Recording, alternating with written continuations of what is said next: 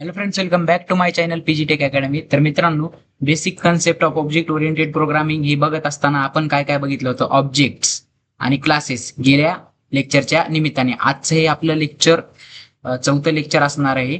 तर गेल्या मागच्या लेक्चरमध्ये आपण क्लासेस आणि ऑब्जेक्ट बघितले होते. तर आजच्या लेक्चरमध्ये आपण डाटा ॲब्स्ट्रॅक्शन बघणार आहोत, डाटा एनकॅप्सुलेशन बघणार आहोत आणि इनहेरिटन्स बघणार आहोत. इनहेरिटन्सचे टाईप सुद्धा बघणार आहोत लगेचच. फक्त टाइप्स काय आहेत ते जाणून घेणार आहोत. आणि बाकीची थिअरी टाइप्सची वगैरे वगैरे ते तिसऱ्या चॅप्टर मध्ये जाऊ. आपण तिसरा युनिट शिकताना त्या युनिटमध्ये आपण इनहेरिटन्सचं सगळं बघून घेऊया. इनहेरिटन्सच्या टाइपची डेफिनेशन्स वगैरे त्याचे प्रोग्राम्स ते बघून घेऊया. डाटा ऍब्स्ट्रॅक्शन म्हणजे काय मित्रांनो, तुम्ही डीएसयू चे जर लेक्चर आपले करत असताल तर मागच आपलं एक लेक्चर झालं एडीटी म्हणून, ऍब्स्ट्रॅक्ट डेटा टाईप वरती एक लेक्चर झालं. तेच कन्सेप्ट आहे इथं डाटा ऍब्स्ट्रॅक्शनचा. तीच कन्सेप्ट आहे ह्याच्यामध्ये बी तीच करतो काम एडीटीच. काय की to show only essential details, फक्त महत्वाची डिटेल्सच युजरला दाखवतो आणि हाईड अनवॉन्टेड डिटेल्स, दुसरी डिटेल्स जी की अनवॉन्टेड आहे ती युजरला दाखवत नाही. कोण? एडीटी डाटा ऍब्स्ट्रॅक्शनचं काम करतो. आणि डाटा ऍब्स्ट्रॅक्शन आणि डाटा एन्कॅप्सुलेशन हे काय आहेत? प्रॉपर्टीज आहेत कुणाच्या? क्लासेसच्या. हे पहा, क्लास शो डाटा ऍब्स्ट्रॅक्शन आणि डाटा एन्कॅप्सुलेशन प्रॉपर्टीज. म्हणजे काय? डाटा ऍब्स्ट्रॅक्शन क्लासमध्ये आहे आणि डाटा एन्कॅप्सुलेशन बी. डाटा ऍब्स्ट्रॅक्शनचा अर्थ समजून घ्या आता. Data abstraction is a basic concept of OOP. ही फुकटचं वाक्य आहे मित्रांनो, हे कुठं पण तुम्ही फेकून येऊ शकता. एक फेकून यायचंच वाक्य आहे हे. डाटा ऍब्स्ट्रॅक्शन काय आहे? एक बेसिक कन्सेप्ट आहे ओओपीचा. तुम्ही असं पण लिहिलं असतं तरी चाललं असतं, class is a basic concept of OOP. तुम्ही कोणत्या पण ह्याच्यामधल्या कोणत्या पण ह्याच्यासोबत तुम्ही वाक्य बनवू शकता, ते तयार करू शकता. इथं सुद्धा तुम्ही लिहिलं असतं polymorphism is a basic concept of OOP. हे सुद्धा तुमचा थिअरीमध्ये एक चांगला पॉईंट असू शकतो जर तुम्हाला अँसर लेंदी करायचं असेल तर. असेच मित्रांनो तुम्ही आयडिया करू करू अँसर लेंदी करायचं असते तुमचं. आता पहा, डाटा ऍब्स्ट्रॅक्शन म्हणजे काय? Data abstraction means to show only essential details to user and hide unwanted details from user. म्हणजे फक्त महत्वाची डिटेल्स युजरला दाखवायची आणि अनवॉन्टेड डिटेल्स जी की त्याला गरजेची नाही ती डिटेल्स त्याच्यापासून हाईड करणे. कुणापासून? युजर पासून. हे डाटा ऍब्स्ट्रॅक्शनचं काम आहे. आणि ते म्हणजे आता डाटा ऍब्स्ट्रॅक्शनचं ते काम आहे म्हणल्यावर डाटा ऍब्स्ट्रॅक्शनच्या प्रॉपर्टीज कोण वापरतंय? क्लास. मग क्लासचं सुद्धा तेच काम असेल. क्लास पण काय करणार? To show only essential details. Essential डिटेल्सच युजरला दाखविणार आणि हाईड करणार अनवॉन्टेड डिटेल्स प्रोग्राम युजर पासून. हे तुम्हाला समजलं? Class use the concept of data abstraction so it is also known as abstract data type. Data abstraction चे कन्सेप्ट क्लास वापरतो म्हणून त्याला ऍब्स्ट्रॅक्ट डेटा टाईप असं सुद्धा म्हणलं जातं. मित्रांनो, डेटा स्ट्रक्चर मध्ये आपण बघितलं होतं एडीटी काय काम करतो, ऍब्स्ट्रॅक्ट डेटा टाईप. तर त्याची कन्सेप्ट, डेटा ऍब्स्ट्रॅक्शनची कन्सेप्ट जेव्हा क्लास वापरतो तेव्हा त्याला एडीटी असं म्हणतात. आणि एडीटीचा अर्थ तेच आहे की डेटाला युजर पासून हाईड करणे, अनवॉन्टेड डिटेल्स युजर पासून हाईड करणे आणि to show only essential details. एवढंच तुम्ही जरी लिहिलं एक्झाम मध्ये 2 मार्कासाठी तरी तुम्हाला फुल मार्क भेटून जातील. Class show only behaviour of class without showing coding details. पहा, क्लासचं बिहेवियर. आता मित्रांनो, एक क्लास बनविला, ऍडिशन नावाचा क्लास बनविला आपण.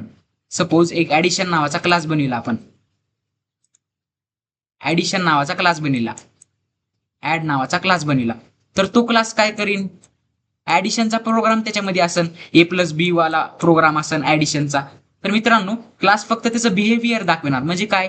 इथं 2 नंबर येणार या क्लासमध्ये, सपोज 2 आणि 3. तर मग डायरेक्ट ह्याचं ऍडिशन, ह्याचं बिहेवियर दाखवणार. 2 आणि 3चं डायरेक्ट आपल्याला आउटपुटमध्ये 5 येऊन जाईल मित्रांनो. आउटपुटला डायरेक्ट 2 आणि 3चं आउटपुट भेटून जाईल. तर class without showing coding details, coding details त्याची न दाखविता ते आपल्याला डायरेक्ट त्याचा बिहेवियर दाखवतो, म्हणजे त्याचा आउटपुट दाखवतो. हा क्लासचा एक डाटा ऍब्स्ट्रॅक्शनचा हे आहे पॉइंट, की त्याची मधली कोडिंग डिटेल्स न दाखवता, इसेन्शियल डिटेल्स न दाखवता, to show only essential details and hide unwanted details. आता युजरला काय पाहिजे? ऍडिशन पाहिजे. मग त्याला प्रोग्रामशी काही घेणं देणं आहे का? नाही. तर मग त्याला फक्त ऍडिशन भेटली तर बरं आहे ना मित्रांनो. म्हणून तर त्याला म्हणलेलं आहे to show only essential details. त्याला काय पाहिजे? ऍडिशन पाहिजे, म्हणून त्याला ऍडिशन दाखवणार. त्याचा प्रोग्राम कसा होता, प्रोग्राम फंक्शन थ्रू यूज केला का आपण, का सिम्पली प्रोग्राम लिहिला, का स्वॅपिंग थ्रू प्रोग्राम लिहिला, तर त्याचं काही घेणं देणं नसते त्याला. कोणत्या प्रोग्रामिंग थ्रू लिहिला त्याचं पण काही घेणं देणं नसते, त्याला फक्त ऍडिशन झालेली ही महत्वाची राहते. म्हणून इसेन्शियल डिटेल्स त्याचं बिहेवियर असं म्हणलं जातं. Data abstraction means to show only essential details without including background details. बॅकग्राऊंडची डिटेल्स, प्रोग्रामची बॅकग्राऊंड डिटेल्स इन्क्लूड न करता त्याची इसेन्शियल डिटेल्स सांगणे म्हणजे डेटा ऍब्स्ट्रॅक्शन होईल. डेटा ऍब्स्ट्रॅक्शनचा कन्सेप्ट तुम्हाला समजला आता? काही नाही, फक्त अनवॉन्टेड डिटेल्स युजरकडून हाईड करणे आणि इसेन्शियल डिटेल्स युजरला सांगणे, दाखविणे. आता डेटा एन्कॅप्सुलेशनचा अर्थ काय समजा, wrapping of an data and function into a single unit is known as data encapsulation. Encapsulation असं प्रोनाऊन्स करते त्याला. रॅपिंग अप म्हणजे बांधून ठेवणे, डाटा अँड फंक्शनला एका सिंगल युनिट मध्ये बांधून ठेवणे, यालाच डेटा एन्कॅप्सुलेशन असं म्हणतात मित्रांनो. सिंगल युनिट मध्ये बांधून ठेवण्याचा अर्थ काय होतो, डेटा अँड फंक्शन सोबतच घेऊन चालणे. आता इथं पहा, इथं स्टुडंट नावाचा क्लास बनविला, त्याच्यामध्ये डेटा आणि फंक्शन दोन्ही पण होते. एकाच क्लासमध्ये डेटा अँड फंक्शन असे स्टोअर होतात. तर मित्रांनो वर सुद्धा प्रोग्राम बघितला होता आपण. आता सपोज अल्फाबेट नावाचा क्लास बनविला मी, अल्फाबेट नावाचा क्लास बनविला मी, आणि त्या क्लास हे ते अल्फाबेटचा क्लास असेल.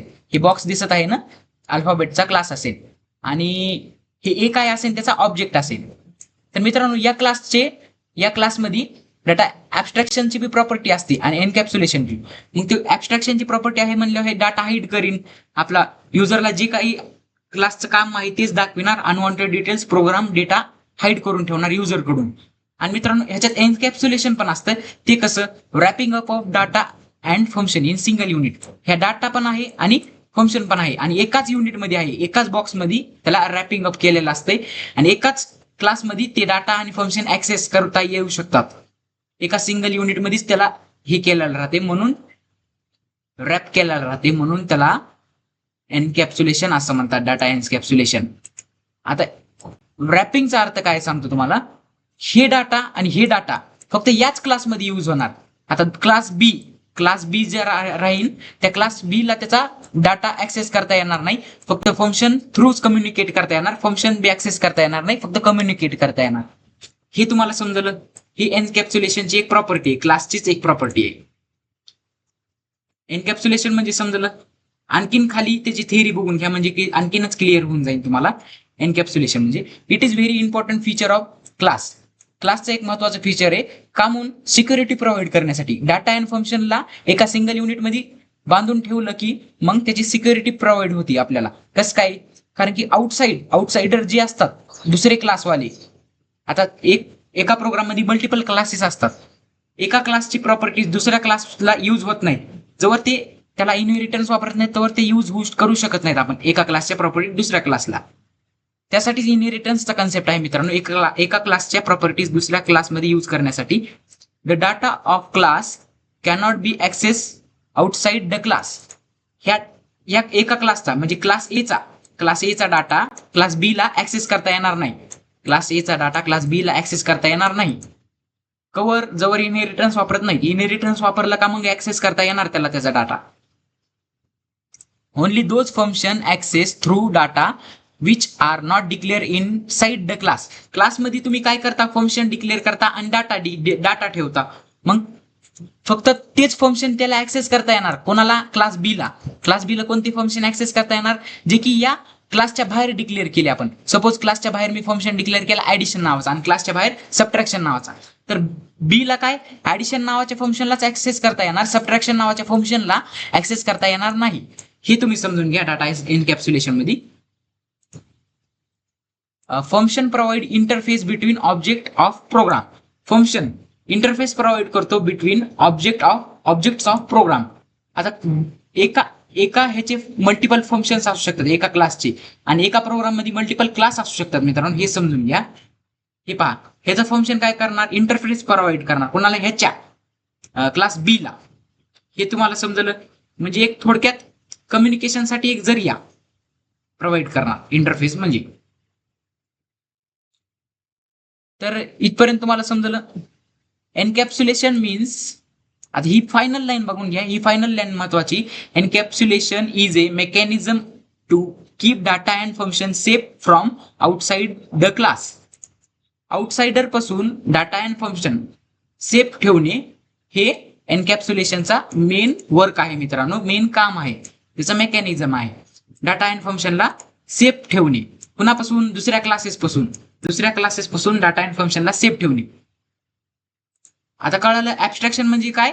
To hide data and function unwanted details from user, क्लासमधले अनवॉन्टेड डिटेल्स हाईड करणे युजर पासून, आणि to show only essential details. आणि एनकॅप्सुलेशनचं क्लासमध्ये काम काय आहे, किंवा एनकॅप्सुलेशनचं काम काय आहे? डाटा अँड फंक्शन दुसऱ्या क्लासला यूज करू न देणे, हे त्याचं काम आहे. आउटसाइड द क्लास यूज न करू देणे. म्हणून तर इथं म्हणलेलं आहे डाटा ऍब्स्ट्रॅक्शन आणि डाटा एनकॅप्सुलेशनच्या प्रॉपर्टीज. ह्याची डाटा ऍब्स्ट्रॅक्शनची प्रॉपर्टी काय आहे? To show only essential details. आणि एनकॅप्सुलेशनची प्रॉपर्टी काय आहे? डाटा अँड फंक्शनला दुसऱ्या क्लासमध्ये यूज न होऊ देणे, ही ह्याची प्रॉपर्टी आहे डाटा एनकॅप्सुलेशन मध्ये. फक्त त्याच क्लासमध्ये त्याचे डाटा अँड फंक्शन यूज होऊ शकतात, ज्या क्लासमध्ये ते डिक्लेअर केले ते तुम्हाला आणखीनच समजून जाईल जेव्हा आपण क्लास आणि ऑब्जेक्टचा सेकंड युनिट मध्ये बघता, तेव्हा प्रोग्राम थ्रू तुम्हाला आणखीनच क्लिअर होऊन जाईल की कसं काय म्हणत आहे ते. प्रोग्राम थ्रू इम्प्लिमेंट झाल्यावर तुम्हाला कळून येईल.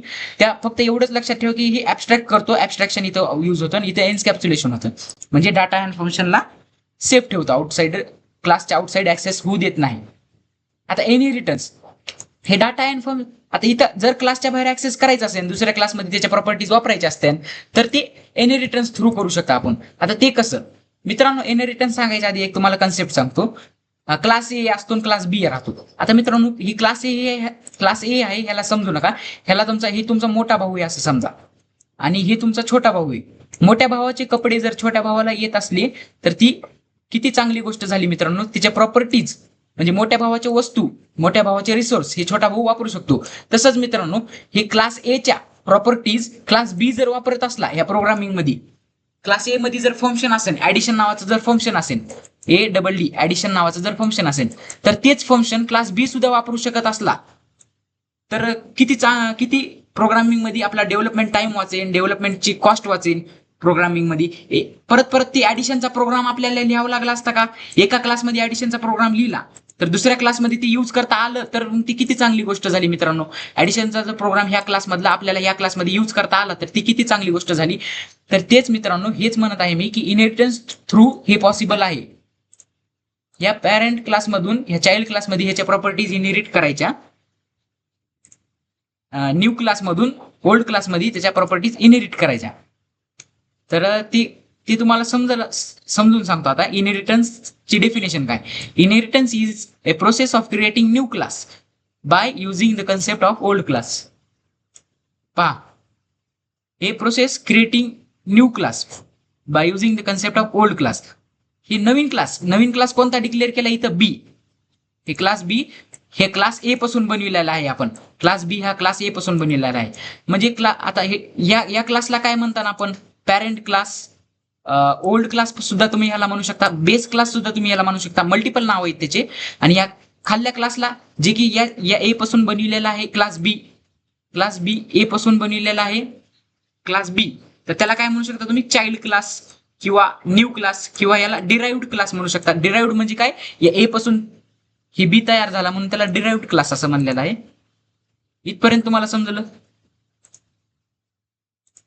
आता पहा मित्रांनो, object of one class can be acquire the properties of another class is known as inheritance.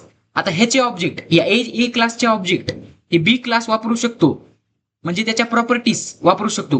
केव्हा? जेव्हा इनहेरिट केला, त्या क्लास ए पासून क्लास बी जेव्हा इनहेरिट केला, डिराइव्ड केला. इनहेरिट करणे म्हणजे डिराइव्ड करणे, म्हणजे याला तयार करणे, क्लास ए पासून क्लास बी तयार करणे. तर तेव्हा आपण ती ऑब्जेक्ट च्या प्रॉपर्टीज वापरू शकतो क्लास बी मध्ये सुद्धा. म्हणजे ऍडिशन जर ह्याच्यात असेल क्लास ए मध्ये, तर ऍडिशन फंक्शन या क्लास बी मध्ये सुद्धा वापरू शकतो. ऍडिशनचे सगळे प्रॉपर्टीज विदाऊट त्याचा प्रोग्राम न लिहिता डायरेक्ट त्याचं वापरू शकतो, त्याची प्रॉपर्टीज वापरू शकतो. म्हणजे ऍडिशन या बी मध्ये सुद्धा पॉसिबल आहे, क्लास बी मध्ये सुद्धा प्रोग्राम न लिहिता. बघा मित्रांनो, किती मोठी गोष्ट झाली ही, की ह्याच्यात प्रोग्राम लिहायची गरज नाही, डायरेक्ट तुम्हाला आउटपुट भेटून जाईल. we can define new derived class by using the concept of base class. या वरल्याला बेस क्लास असं म्हणतात आणि खाली डिराइव्ड क्लास. बेस क्लास पासून डिराइव्ड क्लास आपण तयार करू शकतो by using the concept of base class. या ए चे कन्सेप्ट यूज करून आपण बी डिक्लेअर करू शकतो. बी मध्ये त्याचे सर्व कन्सेप्ट सर्व प्रॉपर्टीज वापरू शकतो. याच्याने काय झालं मित्रांनो, ओपी मध्ये रियुजेबिलिटी वाढली. रियुजेबिलिटीची प्रॉपर्टीज ह्या ओपी मध्ये आल्या. OOP show reusability properties because of inheritance. म्हणजे काय, आता या ए मध्ये आपण ऍडिशनचा प्रोग्राम लिहिला सपोज, तर तेच प्रोग्राम आपण बी मध्ये सुद्धा वापरू शकतो. म्हणजे रियूज झाला का नाही प्रोग्राम, आपला प्रोग्राम सेमच प्रोग्राम रियूज झाला, परत लिहायची गरज पडली नाही. म्हणजे तुमच्या मोठ्या भावाचे कपडे जर तुम्हाला येऊ लागले, ते रियूज होऊ लागले, तर त्याच्या प्रॉपर्टीज तुम्हाला येत आहेत, त्याचे रिसोर्सेस तुम्हाला येत आहेत. म्हणजे ही किती मोठी गोष्ट झाली मित्रांनो. त्याच्याने तुमचे डेव्हलपमेंट वाचन, त्याची कॉस्ट वाचन. तर हे सर्व गोष्टीसाठी इनहेरिटन्स वापरला जातो आपला. तर यामध्ये आणखीन जर सांगायचं म्हटलं तर इनहेरिटन्सचे टाइप्स आहेत. हे तर तुम्हाला समजलं असेल. क्लास ए पासून क्लास बी डिराईव्ह केला, बेस क्लास पासून क्लास बी डिराईव्ह केला, याला काय म्हणतात, बेस क्लास, आणि याला डिराईव्ह क्लास म्हणतात. याला आणखीन पॅरेंट सुद्धा म्हणतात, पॅरेंट क्लास सुद्धा म्हणतात, ओल्ड क्लास सुद्धा म्हणतात, चाइल्ड क्लास सुद्धा म्हणतात, याला न्यू क्लास सुद्धा म्हणतात या क्लास बी ला. तर figure B show class B is derive from class A. Class A पासून क्लास बी डिराईव्ह केलेला आहे. Following are the type of inheritance. इनहेरिटन्सचे 5 टाईप आहेत मित्रांनो. ते कोणते कोणते. सिंगल इनहेरिटन्स आपण डिटेलमध्ये चर्चा करणार आहोत तिसऱ्या युनिटमध्ये. थर्ड युनिटमध्ये आपण याची चर्चा करणार आहोत. या 5ला 5 टाइप्सची.